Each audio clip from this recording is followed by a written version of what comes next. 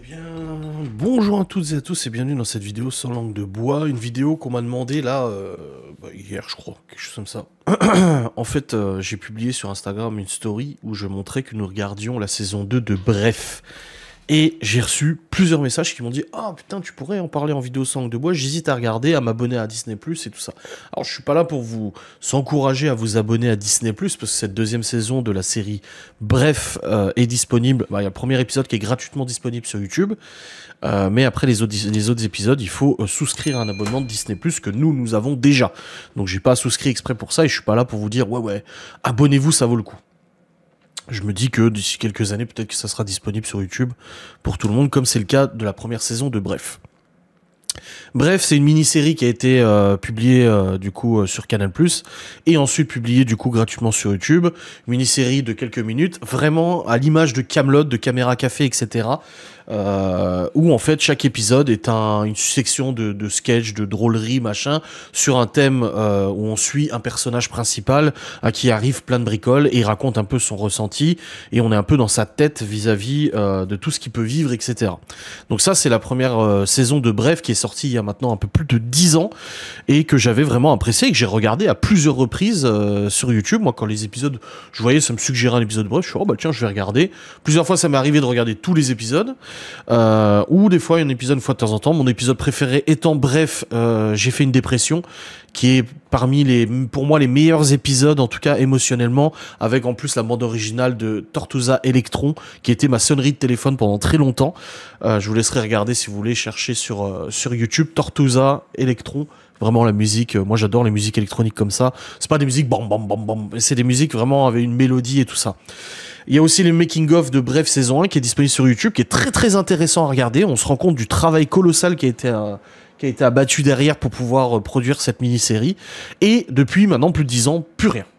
Kylian Kohandanji, je sais plus comment il s'appelle exactement, du coup a travaillé sur d'autres projets. Il a travaillé notamment sur la série Serge le Mito, qui est en fait un personnage qu'on voit dans Bref, mais qu'on voit aussi dans Bloqué avec les casseurs flotteurs, donc Orelsan et Gringe.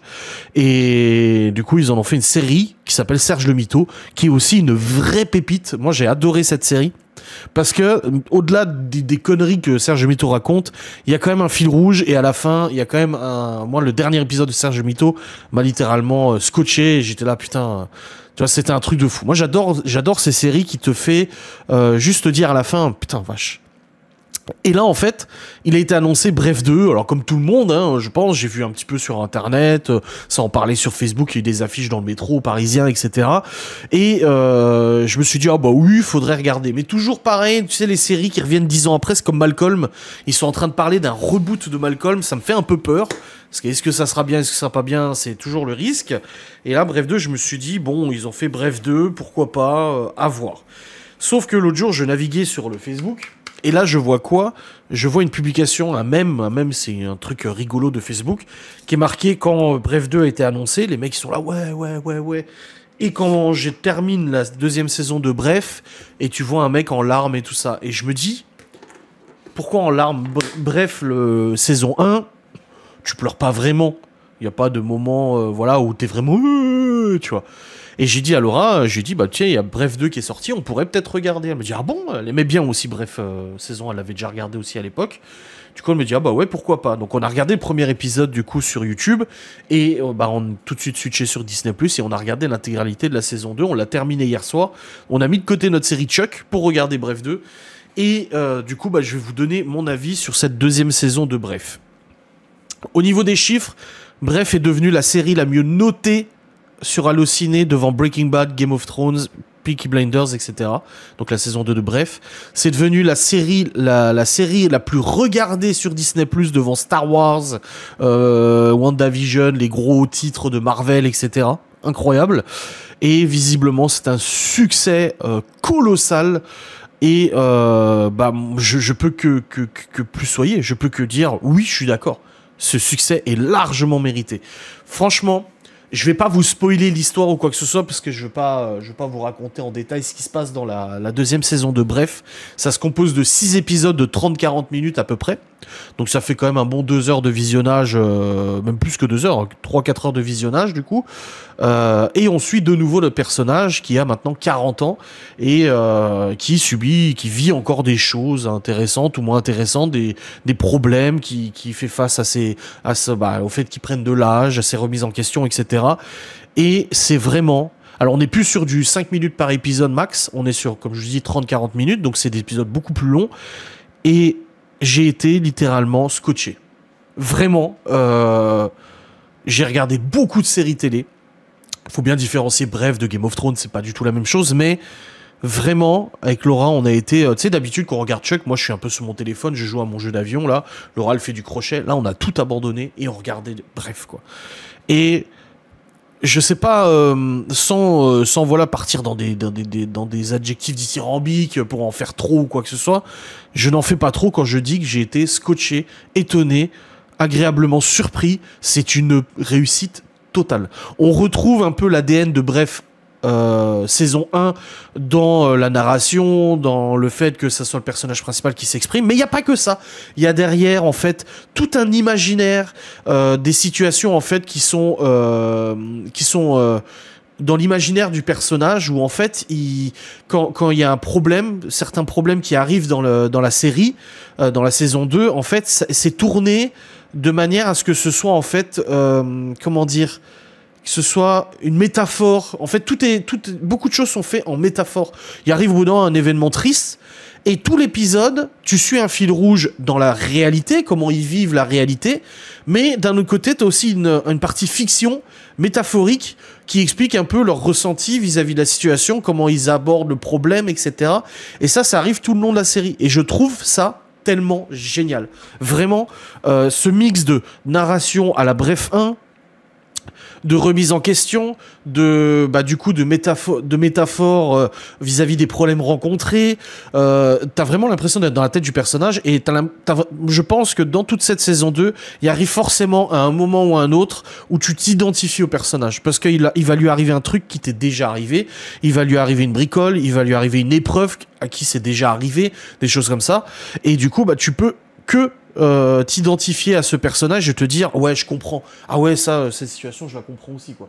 Non, franchement, c'est une série qui est je l'attendais, je pense beaucoup l'attendaient au tournant.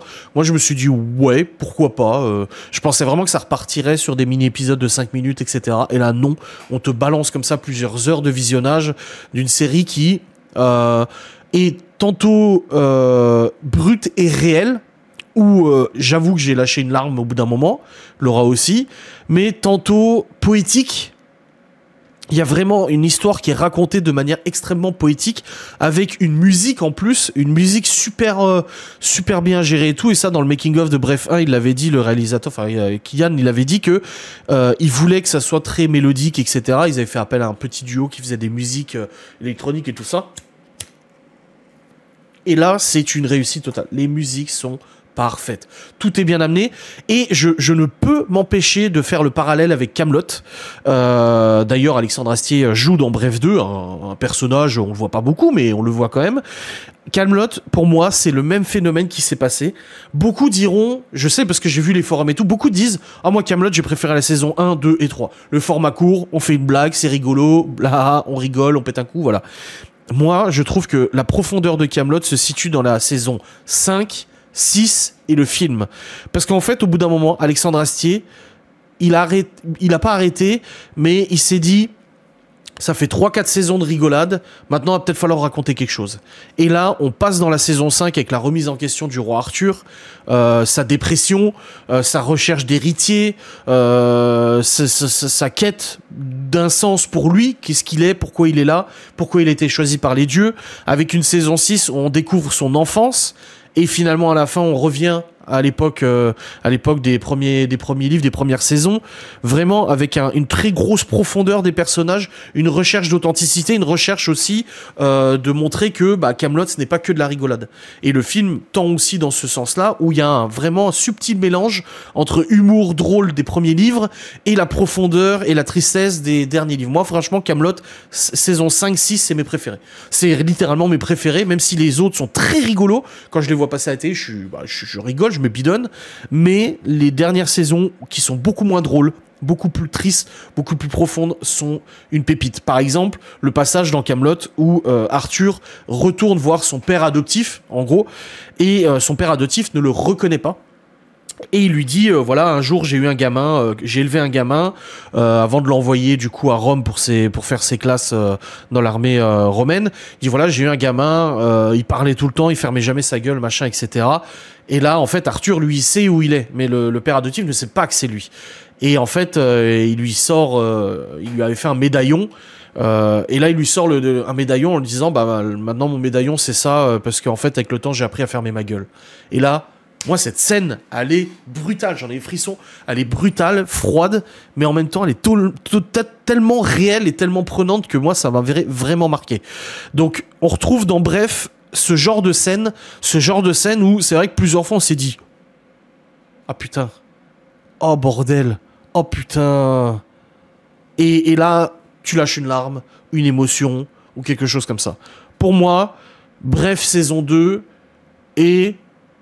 C'est imparfait. C'est imparfait, c'est pas imparfait, c'est une suite parfaite.